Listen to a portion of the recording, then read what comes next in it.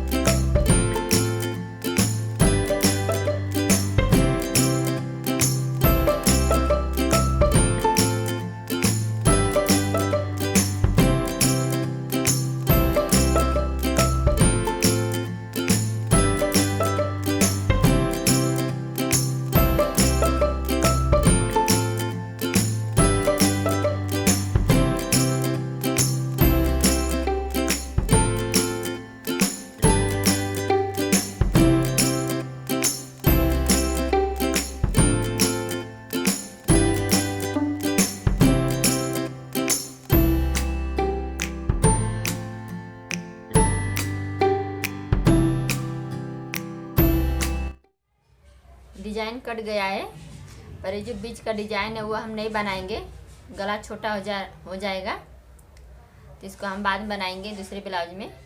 हम बस इतनी ही डिजाइन रखेंगे।